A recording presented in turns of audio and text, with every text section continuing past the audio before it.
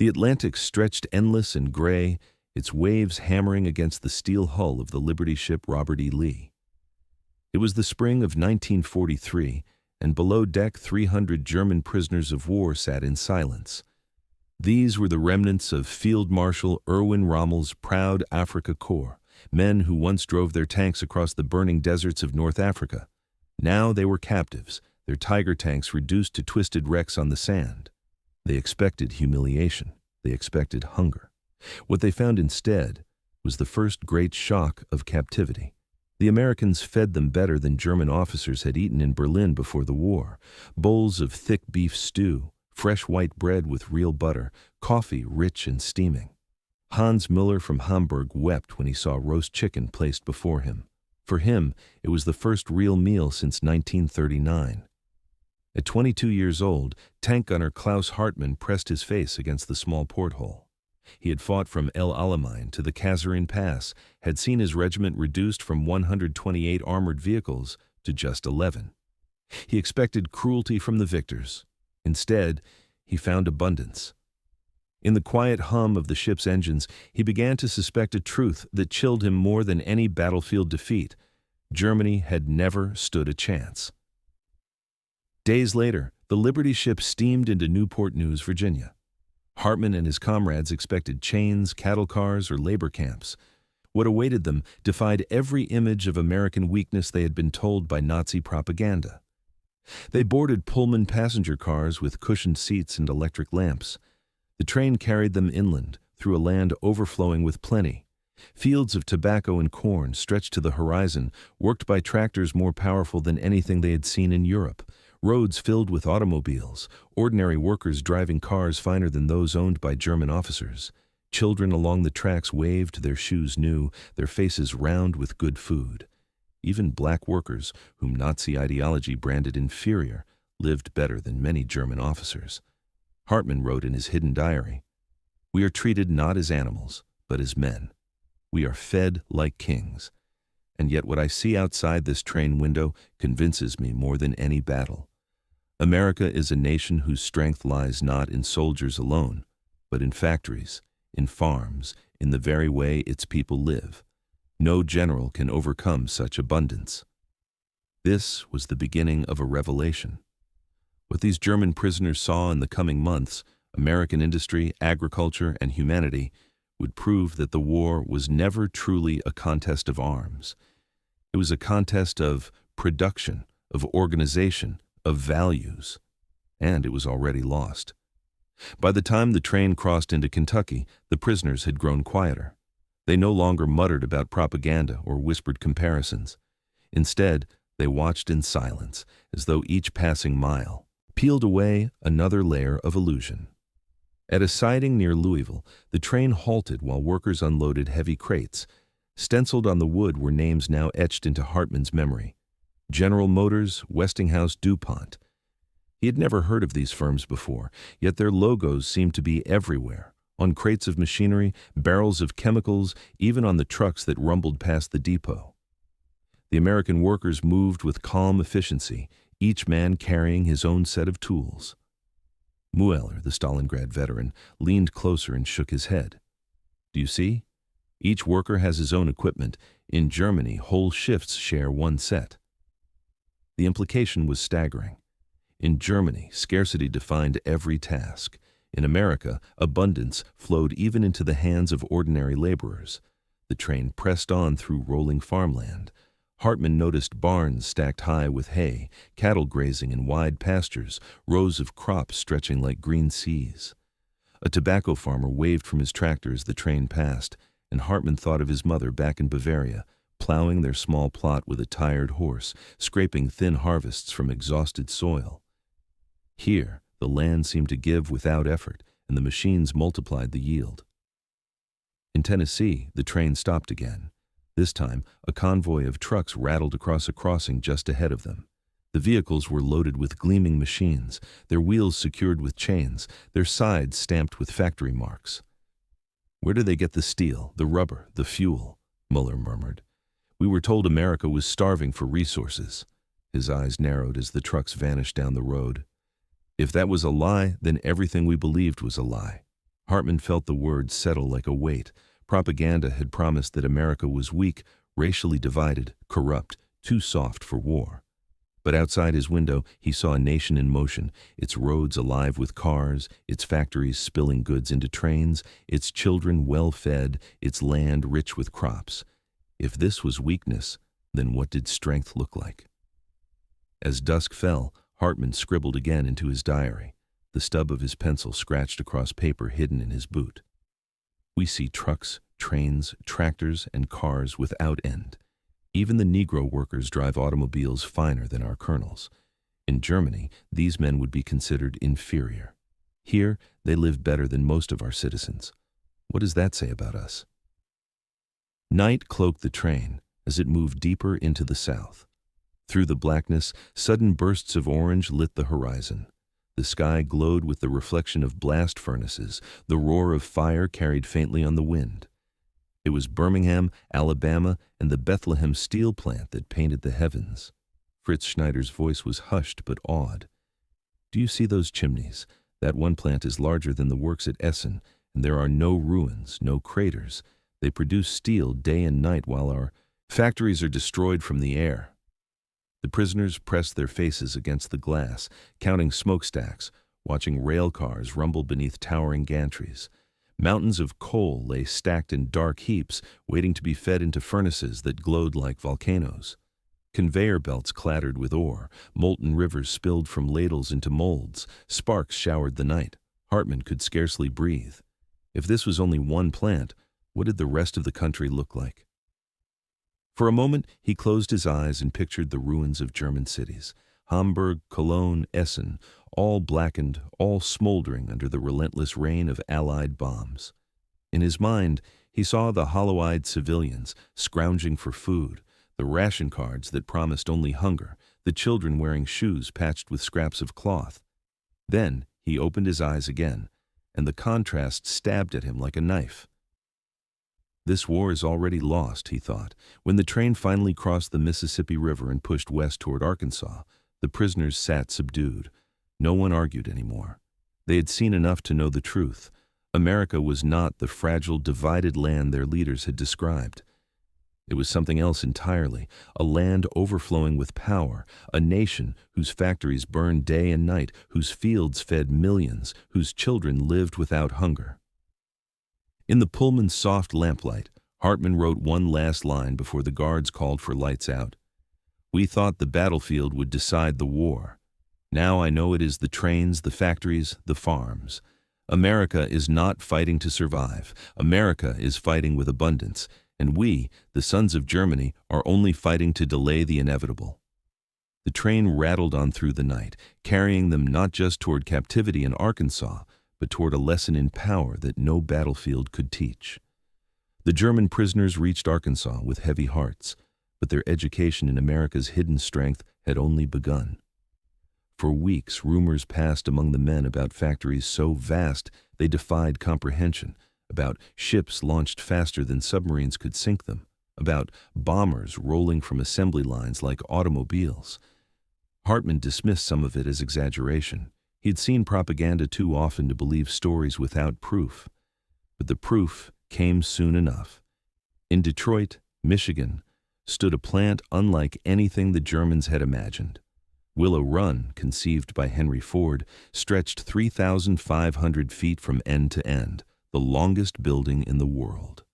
Within its walls, day and night, 7 days a week, thousands of men and women worked on a single task, the construction of the B-24 Liberator, one of the largest bombers of the war.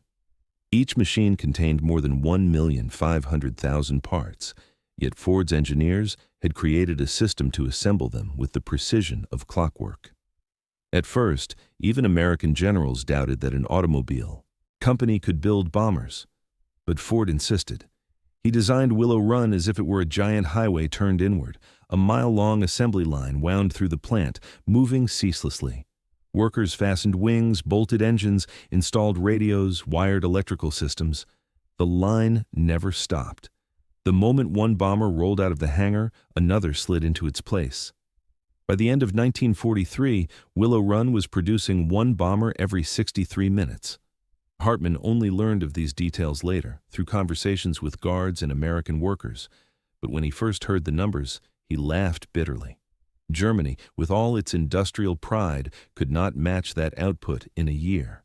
And here was one factory producing more bombers in a week than some German plants produced in a month. For Mary Catherine O'Brien, a 19-year-old from Detroit, the experience of Willow Run was less about numbers and more about survival. Her husband, Jimmy, was with the Marines somewhere in the Pacific. She worked on electrical systems, her hands stained with wire and grease. "We called it Rosie the Riveter work," she would recall decades later, but most of us were doing far more than riveting. We were learning skills we never thought possible. For her, the job meant $55 a week, more money than her family had ever seen. For the German prisoners who heard her story, the figure sounded like fantasy. Hartman's diary recorded the comparison with grim clarity. "Our workers in Bavaria earn less in a week than she earns in a day. She is trained for 6 weeks, paid during her training, and then she works on machines that never stop. How could we ever hope to match this?" The abundance was not only in wages. At Willow Run, workers received canteen meals rich with meat and vegetables, bonuses for overtime, even medical care. German laborers in Essen or Hamburg, by contrast, struggled to find bread and potatoes, lived under rationing that allowed little more than starvation. Worse, German factories relied on forced laborers from occupied lands, men and women dragged from their homes and compelled to work under the threat of whips. Their sabotage, despair, and exhaustion slowed production. America's workers labored willingly, proudly, for families, for wages, for freedom. If Willow Run was a miracle of the air, Birmingham, Alabama, was a miracle of the earth. As Hartman's train had shown him in those first days, the Bethlehem steel plant lit the sky with fire. There, blast furnaces melted ore into steel that flowed like rivers of molten orange. Day and night, without pause, the furnaces roared. The prisoners later learned that America's annual steel production exceeded 80 million tons. Germany, even before the bombs, had never reached half that figure. Schneider, the former steelworker, described it with awe.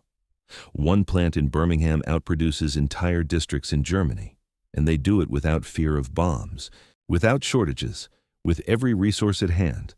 We work under rubble, they work under skylights." The German prisoners began to understand what these numbers meant on the battlefield. For every Tiger tank built in Germany, America could build dozens of Shermans. For every U-boat launched from Hamburg, America launched multiple Liberty ships from its coastal yards. The prisoners had witnessed the consequences firsthand in North Africa. Tanks abandoned for lack of parts, artillery silent for lack of shells. Now they saw the root cause. America did not simply fight with weapons. It fought with factories, with assembly lines, with an economy so vast it seemed without limit. The lesson grew sharper when Hartman and his comrades overheard Staff Sergeant Mike Ali, an American guard, speak with casual confidence. "You guys had pretty good tanks," he admitted. "That Tiger was a monster, but we can afford to lose 3 Shermans for every 1 Tiger we kill. And soon we'll have the Pershing, bigger and better than anything you've got." The words struck like hammer blows. Germany could not even replace the Tigers it lost. America could afford to sacrifice them by the dozen. In Arkansas, when work details carried German prisoners past rail lines, they saw the reality of this abundance. Freight cars groaned under the weight of tanks, trucks, and crates of ammunition. Each passing train seemed endless, carrying fuel, steel, machine parts. Hartman tried to count the cars one afternoon, but gave up after 100. "This is not war as we know it," he thought. "This is war as industry knows it." Even civilian technology spoke of the same truth. Road construction teams employed Caterpillar bulldozers that moved earth as if it were sand, graders that leveled roads in hours rather than weeks, rollers that pressed gravel into smooth highways. German crews, even with discipline and experience, relied on hand tools and horse-drawn carts. Schneider shook his head again. "It would take us 10 men with shovels to do what one of these machines does in an hour." For Hartman, the realization cut deeper each day. He had once believed in German discipline, in the courage of the Wehrmacht, in the superiority of German engineering. But courage could not replace tractors. Discipline could not conjure steel. Even the finest German tank could not stand against an army of machines built faster than Germany could destroy them. At night, as the prisoners lay in their barracks, the conversations always returned to the same conclusion. The war was lost not on the battlefields of Tunisia or Stalingrad, not even on the beaches of Normandy, but in the factories of Detroit and the furnaces of Birmingham. America's industrial miracle had already decided the outcome. The soldiers of the Wehrmacht, brave though they were only pawns in a struggle that had been determined long before they set foot on foreign soil.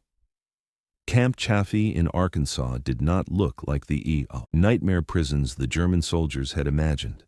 Instead of barbed wire camps of mud and starvation, they found wooden barracks with insulation, electric light, and working stoves. Each prisoner was issued clean clothing, underwear, socks, and shoes, many in better condition than what they had worn in Tunisia. For men who had marched through deserts with cracked boots and torn tunics, the simple gift of socks felt like luxury. Colonel William Patterson, the camp commandant, greeted them with a formality that surprised Hartman. Through interpreters, he explained their rights and obligations under the Geneva Convention. Officers were exempt from labor.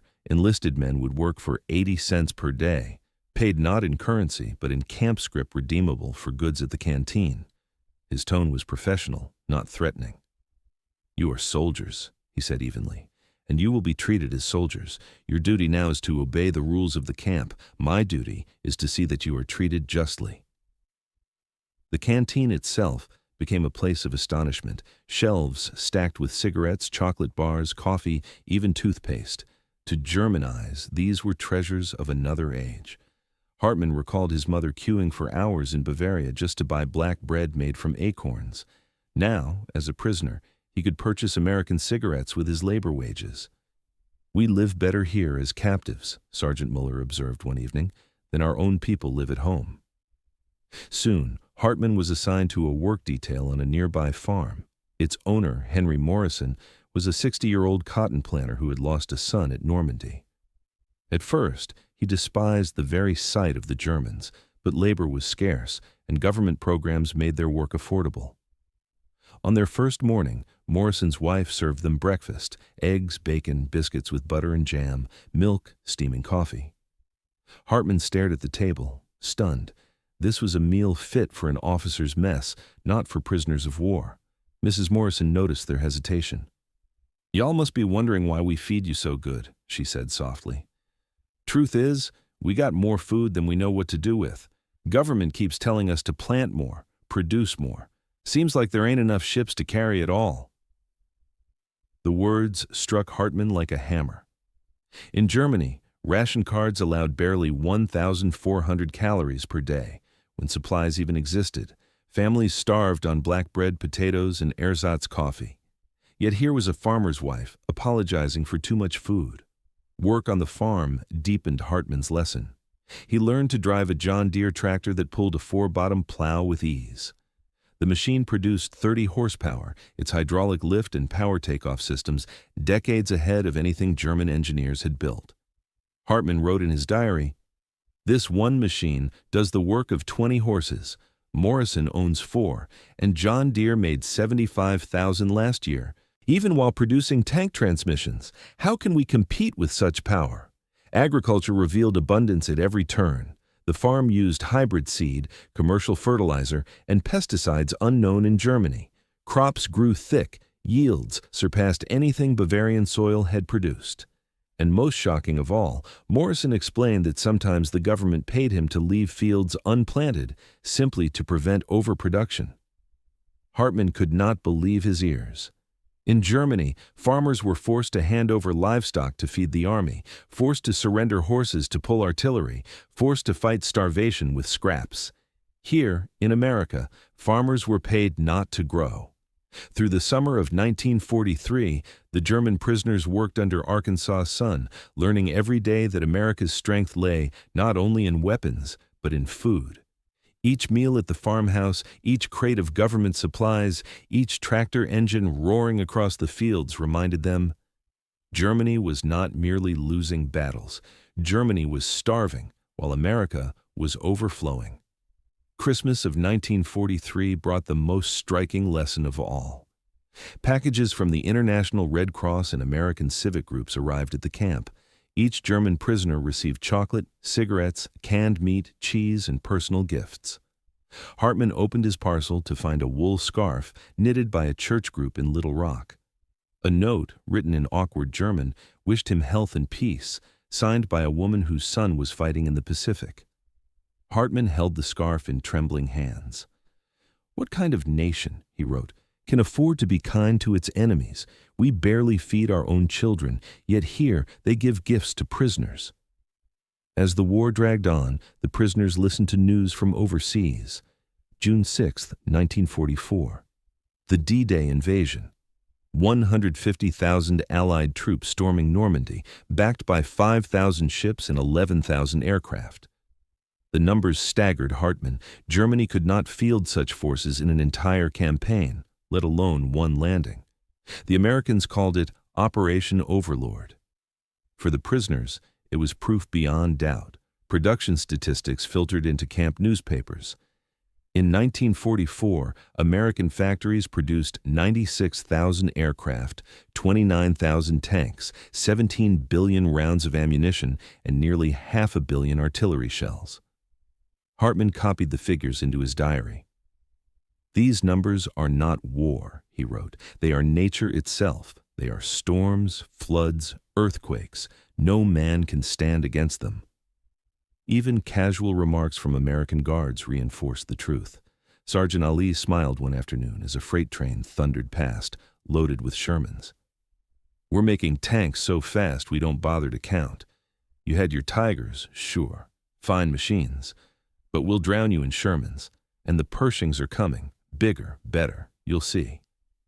By 1945, the prisoners no longer hoped for German victory. They knew it was impossible. Even the Battle of the Bulge, Germany's desperate last strike, proved hollow. 300,000 German troops launched the attack, but they lacked fuel, ammunition, air support. Within days, their strength crumbled. America, by contrast, reinforced, resupplied, and counterattacked with forces that seemed limitless. In Arkansas, the barracks remained warm through winter. Coal from Pennsylvania poured into the stoves, while German families at home shivered in unheated flats. The prisoners received Christmas gifts again in 1944, even as their homeland starved. The contrast was unbearable. Hartman understood now. "We were not beaten by generals," he wrote. "We were beaten by factories. We were not conquered by soldiers. We were conquered by engineers." The spring of 1945 brought news that the war was nearing its end. The Allied armies crossed the Rhine, encircled German divisions, and marched toward Berlin. At Camp Chaffee, Hartman and his comrades listened to American radio broadcasts. What struck them most was not the triumphal tone, but the calm, factual reporting. American journalists spoke of advances, of supply lines, of tactical errors openly admitted. There was no shrill hysteria, no desperate lies like those broadcast by Joseph Goebbels in Germany. It was a different world, one where truth itself seemed abundant. When news of Germany's unconditional surrender arrived on May 8, 1945, there was no shock among the prisoners.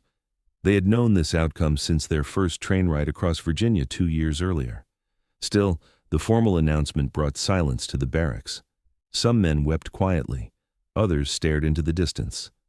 Hartman wrote only one line in his diary: "The inevitable has arrived." Yet surrender did not mean freedom. The ships to carry them home were occupied with American soldiers returning from the Pacific. More than 400,000 German prisoners remained scattered across America, and repatriation would take months. During that time, their education continued. In early 1946, the Americans required the prisoners to view documentary films of concentration camps liberated by Allied forces: Dachau, Buchenwald, Bergen-Belsen, Auschwitz. Hartman sat stiff in his chair as images of skeletal bodies and mass graves flickered across the screen. He had heard rumors, but never believed them. Now there was no denial. Shame washed over him. "Even as they fed us, clothed us, and treated us with respect," he wrote, "our own leaders committed crimes against humanity itself." The films cast a new light on everything he had experienced. The kindness of American guards, the generosity of local families, the wool scarf knitted by a mother whose son was at war, all of it became sharper in contrast to the horrors revealed. The prisoners understood now that America's strength was not only steel and wheat, it was also values, fairness, humanity, respect for human dignity. Finally, in March 1946, Hartman boarded another Liberty ship, the General Lee, bound for Europe with 2,000 other prisoners. As the vessel steamed past the Statue of Liberty, Hartman stood at the rail, diary clutched in his hands. "We came here as enemies," he wrote, "but we leave as witnesses." The return to Germany was brutal. Bremen lay in ruins, whole blocks flattened, survivors living in cellars among rubble. Trains barely ran, food was scarce, families survived on black bread and turnips. Hartman returned to his family farm in Bavaria to find his parents thin and exhausted. His father, drafted into the Volkssturm, had been wounded. His mother had tilled the soil with her bare hands. The horses were gone, the tools broken, the harvest pitiful. "You were lucky to be captured by the Americans," his father told him bitterly. "We lived like animals." The irony was undeniable. As prisoners in America, they had eaten meat, drunk coffee, smoked cigarettes, and worked with modern machines. At home, their families starved. The Reich that promised glory had delivered only ashes, while their enemies had shown them dignity. In the months that followed, Hartman met other returning prisoners. Each told the same story: abundance beyond imagination, kindness even in captivity, a prosperity so vast that Germany had never stood a chance. Together, they carried a message into post-war Germany. Victory in the Second World War had not been determined by battlefield maneuvers, but by industrial capacity and social organization. Hartman's diary became his most precious possession. In it, he recorded the truth he had witnessed. American factories outproducing entire nations, American farmers feeding half the world, American workers earning more in a week than Germans in a month. "We were not defeated by soldiers," he wrote in 1950. "We were defeated by factories. We did not lose battles. We lost a production war that we could never have won." This testimony shaped not only his life, but also the lives of those around him. Hartman became an engineer, built a small company, and modeled its efficiency on what he had seen in America. Like many former prisoners, he carried with him a new respect for democracy, for free enterprise, for the values that had defeated fascism. Some emigrated to the United States, others stayed in Germany but worked to rebuild their nation on American principles. Their stories became part of history itself. The 425,000 German prisoners who lived in America during the war returned home as reluctant witnesses to the industrial miracle that had made American victory inevitable. They spoke not only of defeat, but of abundance, of kindness, of a society whose strength lay as much in its people as in its machines. For Hartman, the lesson was eternal. Wars are not won solely by generals or soldiers. They are won in factories and fields, in the organization of societies, in the ability to feed children while fighting enemies abroad. Germany's courage had been real, but it had been drowned in a tide of American abundance. As he closed his diary for the last time, Hartman wrote, "We fought bravely, but we never fought for victory. From the moment America entered the war, the outcome was certain. No strategy could overcome their industry. No courage could outweigh their abundance. The war was decided not in Tunisia, not in Normandy, not in the Ardennes. It was decided in Detroit, in Birmingham, in Arkansas. We were defeated not by soldiers, but by a society." When the war finally ended in May 1945, Klaus Hartman and thousands of German prisoners in America already knew the outcome. They had seen it in the trains that carried endless goods, in the tractors that outworked horses, in the factories that built bombers faster than Germany could count. For them, surrender was not a shock. It was the confirmation of what they had learned in captivity. Germany had never truly stood a chance. The true power of America in World War II was not only in tanks or planes, but in its people and its prosperity. Women like Mary Catherine O'Brien built aircraft with skill and pride. Farmers like Henry Morrison produced such abundance that even prisoners ate better than civilians in Europe. Guards and citizens treated their captives with dignity, even as their own sons fought and died overseas. This was more than strength. It was humanity. Returning to ruined Germany, Hartman carried a lesson deeper than defeat.